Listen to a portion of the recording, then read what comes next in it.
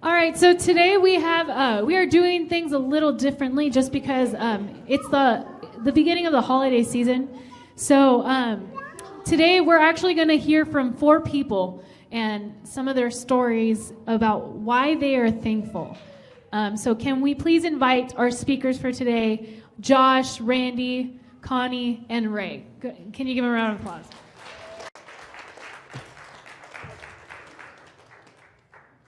And today, we are actually going to begin with Ray.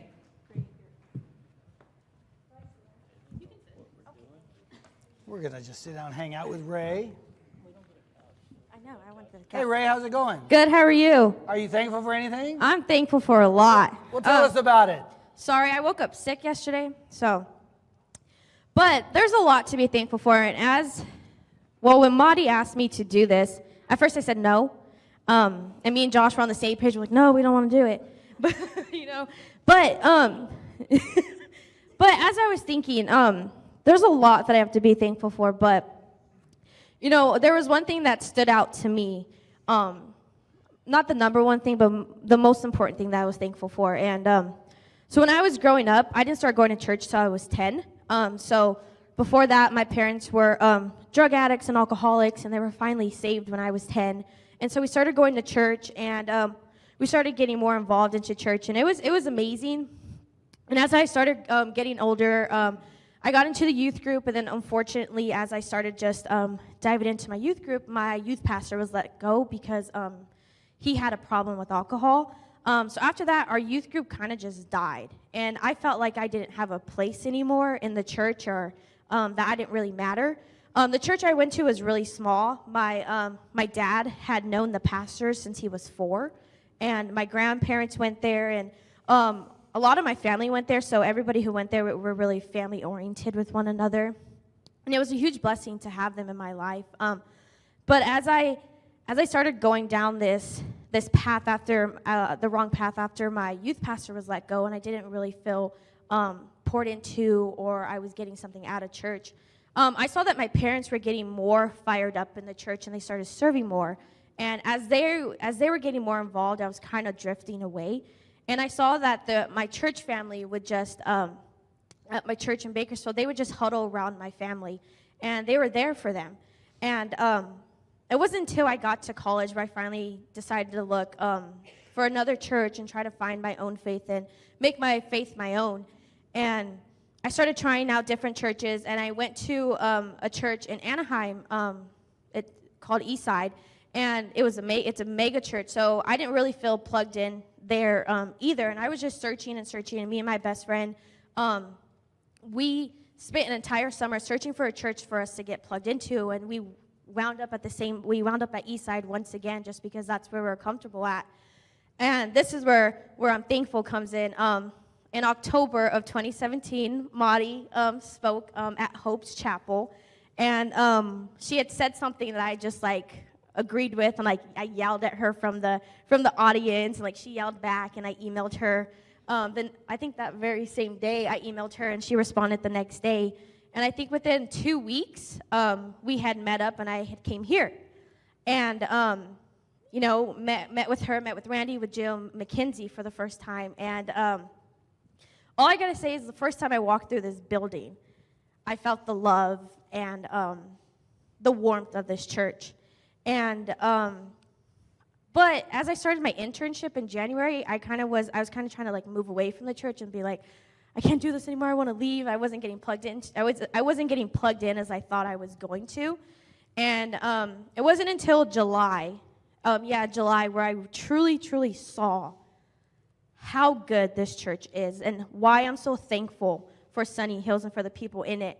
It was a Sunday afternoon on one of the days for the show, and I was struggling through a lot. I was going through a lot, and I felt like I had nobody. But Maudie would not leave me alone that day. She was chasing me throughout the church, and she was calling me, and I was ignoring her phone calls, and I was just like, leave me alone, I don't want to talk about it. But that was the day that I think God truly showed me how much each and every person in this church cares and how much love they give out. And it was for the first time in my life that I finally felt that from just people, from strangers who turned into my family, because I have blood family that I don't even talk to. And I walked into this church, and strangers became my family. Someone who I didn't even know, I just started yelling from the audience. And for the past, I want to say 5 or 6 months, I've been extremely thankful for this church, for this congregation. And I think if it wasn't for this church, I don't know where I'd be at. People ask me all the time, why'd you choose Hope International University, or why are you going there? And I always tell them, Hope saved my life. And when people ask me about Sunny Hills and how my internship's going, I always tell them how great it's going. I say, yes, Hope saved my life, but I believe in my heart that Sunny Hills saved my faith. And it saved me of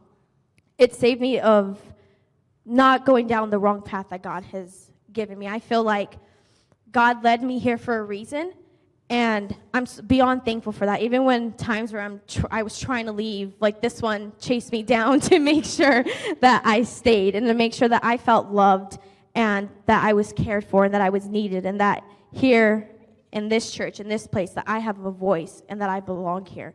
Praise and God. This is what I'm so beyond thankful for. And even though a couple months ago another church offered me a job that was paying, I said no, because because I didn't want to leave this place just to go get a paycheck at another place, because I wouldn't have gotten the same experience or the same family that I have here. And in my whole 21 and a half years, I'm so grateful and so thankful that God led me to a place here. And if it wasn't for God sending his son to die on that cross, I wouldn't have this place, and I wouldn't have each and every one of you guys. And it gives me hope to keep moving forward in my faith and knowing that I have family in each and every one of you. That's right. Did you choose a song? I did. I wanted one song, but Madi said the band's not practicing, so let's do another one. So, I chose Living Hope because that was one of the first songs that we sang at this service. And I don't know, every time I hear that song, it just makes me think of our church and our first Unite service when we had it in September. So, Living Hope. Okay, if y'all be seated. So in a moment, I'm going to ask Josh Mortensen to share some of his story with us.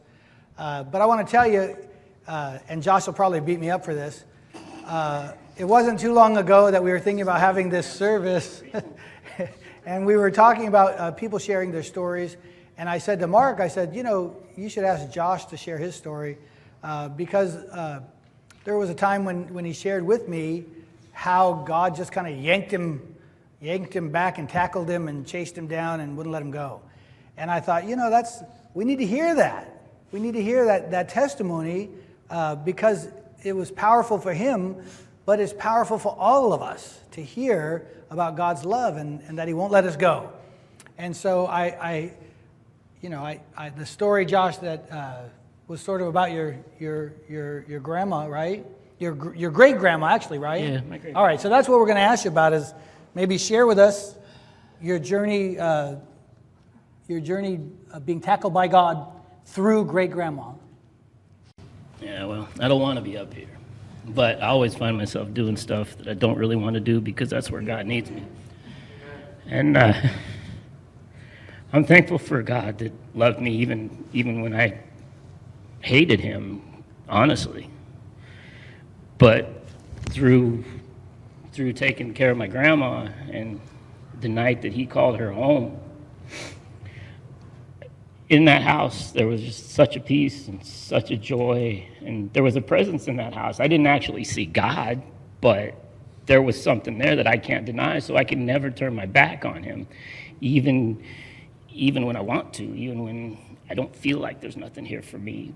But God loved me so much that even when I hated him, he put me through that to show me how much he loved me. And what Ray said about this place, like, I feel it here too, to a certain extent sometimes. But Tell us about when you said goodbye to your grandma, your great grandma. I'm pretty sure I just did. Well, like you described to me before what you saw, and Well, she was In her happier than I face. ever seen anybody in her life. And me being the jerk that I am, I asked her, well, what if you didn't do enough? And she flat out told me, I didn't do enough, and neither will you, and nobody else does either. It's not about that. His grace is sufficient. It's not about what we end up doing. That's right. And what did she ask you to do for her in those last waning years? What'd she make you do? Where are you going with this? On Sundays, what'd she make you? What was her one request? Oh, yeah. That's a funny story, actually. I looked at my grandma in the hospital bed, and I asked her, if there's one thing you want to do that you used to do, what would it be? I'm thinking it's a one-and-done gig. I'm going to throw her in my car. We're going to go do something, whatever it is. I don't care. So she says, oh, I want to go back to church. And so I brought her back here, and next week she's like, I want to go back again. And so I started coming back and started paying attention and realizing that turning my back on God was the stupidest thing I ever did in my life, and I've done a lot of stupid stuff. But yeah, that got us to where we are now, which I don't want to be up here right now, but I like I'm thankful for this place and all of you. It's like I see God using your grandma to just chase you down and tackle you and just drag you here. Right. Praise God for that, right? Amen. Amen. Praise God. Did you choose a song? No, they wouldn't play Black Sabbath for me. So I forgot what I chose. So just play whatever you want to play. Josh chose It Is Well. Oh, yeah, that song. There's a story behind that song, too, though. The night, I think my grandma went to be with the Lord on a Saturday night, and the next Sunday, we sung that song here. And that was the last time that I really felt in my heart that song when we were singing it. But, yeah, go ahead. Do what you got to do. We've also asked Connie to share with us what she's thankful for.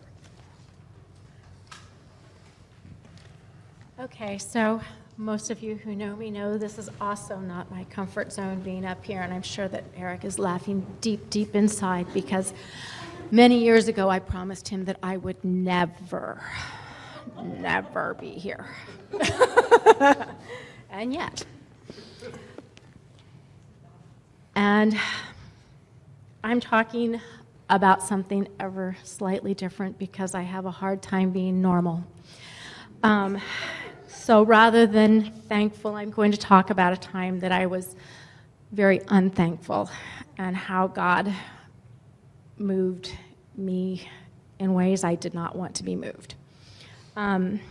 So mine is called And Be Thankful. Colossians 3:15, let the peace of God rule in your hearts, since as members of one body you are called to peace, and be thankful.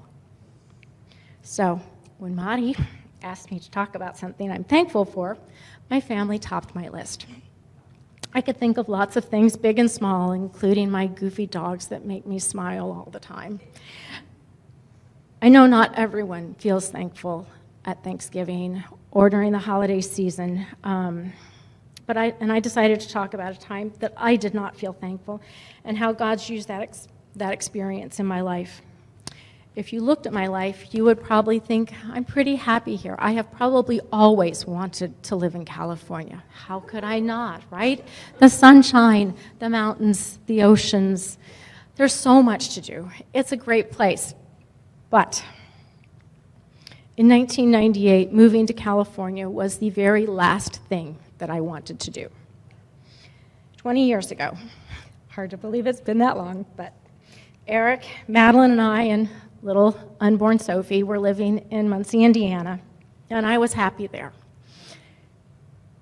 We lived 6 hours from our family by car, and that's a long way, but we could get there as often as we wanted to. We could drive, they could drive. We were home for all the holidays, and it was nice.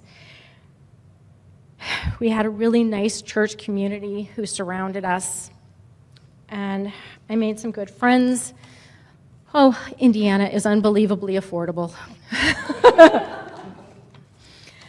However, after 3 years, as you will know, Eric gets the itch to move. And he did then too. And he wanted to take a job in Claremont, California. And I would like to say that I said to Eric, let's take a leap of faith, let's move. But that's not what happened. I was angry. I was really angry and very, very afraid. California was much too expensive. It was far from our family and the support network that I wanted for our children. What would we do when we couldn't rent the house from the college at the employee discount? How could we afford to live there? I prayed, Eric prayed, and somehow God didn't stop the train wreck that I saw coming. I was not thankful, and I was not thankful for a long time. Sophia arrived a month and a half after our move across the country, and that did bring joy and some feelings of happiness again. My family was my oasis, but the rest was hard and very, very lonely. And still, God was working through this very tough time. But slowly, things got better. Eric and I questioned, though, whether California was the right place to stay. And so Eric took a sabbatical year from his job, and we moved to Chicago, which was a lot closer to our Midwestern roots, where we thought we would feel comfortable and we would find the answers and the direction we were looking for. But we still didn't have answers at the end of that year when we were faced with what to do again. And he had an opportunity to take a one-year position working for the government in Washington, D.C. And so we took a lot of leaps of faith. And we moved to D.C. and we tried to make that a better year. We found a church family there and we looked for answers, and it was better, but still, what to do next? That was a one-year spot. We had to move on again. Where were we going to go? But as that year wrapped up, it became clearer and clearer that California was where we belonged. We needed to go back. And so in 2004, we packed up the dog and the kids and the van, and we drove across the country again to Claremont, California. It took me 6 years to find my thankfulness for that first move to California. I still have difficult times like everyone does, but I can see that God has placed me where He wants me. God has the long view, and sometimes it's very hard to find peace and thankfulness right away, but if we let Him, He will lead us. I am thankful that my prayers in 1998 were not answered the way I wanted. I am thankful to be here in your presence. Let the peace of God rule in your hearts, since as members of one body, you were called to peace, and be thankful. And be thankful is a tagline that I would like to make part of my daily life, even when I don't understand it. This year, I have been realizing how much peace in God and thankfulness are deeply intertwined. I've read these words many times over the years, but I am just now beginning to understand them. So, Mark asked me to share as well, and I'm reminded, anybody remember Mel Brooks? Mel Brooks? Blazing Saddles, Young Frankenstein, what is that, the Ten Commandments or whatever it was, God, History of the World, Part 1 and 2 and 3 and 4 and 5. No, but anyway, I think I saw him in an interview one time, and he said he always is haunted by this feeling like one day he's going to wake up and everybody's going to realize he's not funny. And it's all going to go away, right? And I'm reminded of that because I'm very thankful for my family and my place as a minister of the Sunny Hills Church. And you might not know how extraordinary that is, because you don't know me. You didn't know me growing up. You don't know who I was and the track I was on. I wanted to find a picture of when I was like in the 70s and show you who your minister is. And maybe you wouldn't want him anymore. It was Spicoli, if you know who that is. So I look back, and there's just so many ways that I can see where God has worked. And so I had to choose a couple of places to just show what I understand that God has done. And how he, like he did for Josh, he just wrestled me out of a life I had. He tackled me and drugged me in. And I see that as I look back. And so one of the things I wanted to share, I wanted to show you this. The funny thing is when I took this off my wall, this fell out from the back. I don't know why it was there. And it's Psalm 136:1, and it says, "Give thanks to the Lord, for he is good. His love endures forever." And I wanted to share this and say this is what I'm thankful for. And this fell out. And I'm like, well, okay, I guess I'm on the right track. This is my honorable discharge from the United States Air Force. Now, why is that significant? It's significant because I might not have received an honorable discharge. I might have received a dishonorable discharge. As after junior high school, I sort of felt like life wasn't worth living, and I wasn't like suicidal, but I just didn't see any purpose in it. And so since all my friends were involved in all kinds of drugs for the last 4 years, and I was not, I thought, well, who cares? I didn't anymore. And so I spent the next almost 5 years just doing drugs like everybody else. And I just kind of floated by in school, and that was my life. And I graduated, and I started going to junior college because I didn't know what else to do. And finally, my life got to the point where I had to do something, and so I went in the Air Force. And I went through basic in Lackland Air Force Base, Texas. I went into Chanute, Illinois for tech training, and then I went to North Dakota, Grand Forks, North Dakota. And I was only there for a couple of months. And I went to a party with a bunch of guys from my dorm. And so by that time, it had been about 1.5 years since I felt Jesus tugging on my heart. And I was reading the Bible, and I was interested in trying to find more about God. And my family wasn't religious. We didn't go to church. We didn't have any Bibles. The Bible I owned was one my mom got when probating an estate, and it was just leftover stuff nobody wanted, and she gave it to me, and I was happy to have it. And so I was sort of trying to find God. But I was there in North Dakota, and I went to this party off base. And at the party, everybody was smoking pot. And it was all around, and everyone was smoking pot. And it wasn't that long ago that was me. And so there was a moment there. There was a moment. It was a decisive moment. And the thing is, in my mind and in my heart, I wanted to be, I didn't want to be me. I wanted to be the person that I thought God wanted me to be. And I didn't really know a lot about God yet, but I knew I just didn't want to be a loser.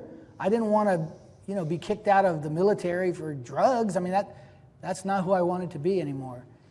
So I said no. I did not do any of the drugs, and I was just there, and everybody was. And in the middle of the next week, 20 guys were gone. There was somebody there, and he was, I guess a narc or something or whatever. I don't know what happened, but 20 guys were gone out of our squadron, out of our dorm, and you knew it. Like, where'd those guys go? They're gone. And that was me. I mean, I was right there. And it was just the tugging of my heart that made the difference between a dishonorable discharge or an honorable discharge. And I look back and I say, well, the dishonorable discharge would have put me back home in a way different state. I mean, who knows the direction? And I guess God could have yanked me out, but I'm certain I wouldn't be here. I wouldn't be this guy that I am today. So that's a huge thing that I look at my life and I think God did that. And then there's one more. I got this thing right here, and I'll tell you what this is in a second. So there's another thing. And I think I shared before, my parents did not graduate high school. They worked hard. My mom was a paralegal. My dad was a machinist. They worked hard, and they paid the bills, and we got to go camping a couple weeks out of the summer, and we had pretty good Christmases. So that was all good. But they didn't have an education. My siblings, I have five brothers and sisters, And my brother Bob did not graduate high school. He was kicked out as a senior for drugs.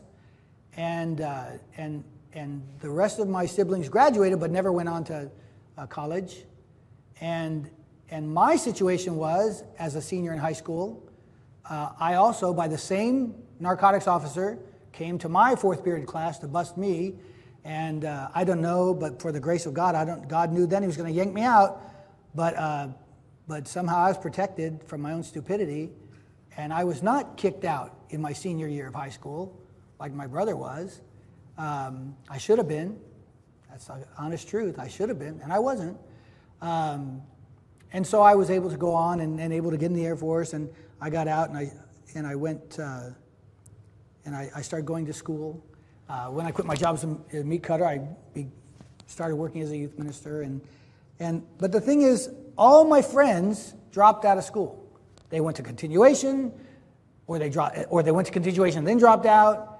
Some of them were told either go in the military or go to jail. That was a choice. I don't know if they do that anymore. But that was my life. And that was my life. And now, I'm really proud of this. This is a Master's of Divinity. This is the premier degree for preachers. This right now represents over $200,000 at Pepperdine. I didn't have that money. God paid for this, the whole thing. And I look at that I think that had something to do, the fact that I had experience and a good education, had to do with Sunny Hills considering me for a pulpit ministry. You know, if I'd have came as the Randy I had been before and said, hey, how about me? I'm sure that they would not be interested in me. But I just look back, and these are just a couple of milestones where I look at how God has just yanked me out of who I was, and he's causing me to become who he wants me to be. And I'm humbled, and I'm thankful. And in my mind, I'm like, you don't know, but I don't belong here. But I mean, I do because Jesus, that's what he called me to do. And I'll do it as long as God calls me, and as long as you let me, I'll continue to do that. But I'm very thankful. But the reason why we do Thanksgiving isn't just to feel good about ourselves, and you know, it feels great. But being thankful to God should lead us to something more. I love how in Spanish Thanksgiving is called Día de Acción de Gracias, and I like the word acción, which means action, because thankfulness should lead us to action. My thankfulness for my identity in who I am in God has led me to serving teenagers completely and wholeheartedly. I don't know what your thankfulness has led you to do, whether it's caused you to serve in some way, but we are called to also go out and make disciples, baptizing them in the name of the Father, Son, and the Holy Spirit. What that means is you do that by serving. You do that by loving and by proclaiming your thankfulness and what God has done. So these stories are amazing, and if you see each and every one of these people has served and given themselves wholeheartedly to the purpose of God. So it's great that we're thankful, and I hope that we're thankful every single day and we continue to do that, but that we also remember that we are messengers. So who are we proclaiming our thankfulness to?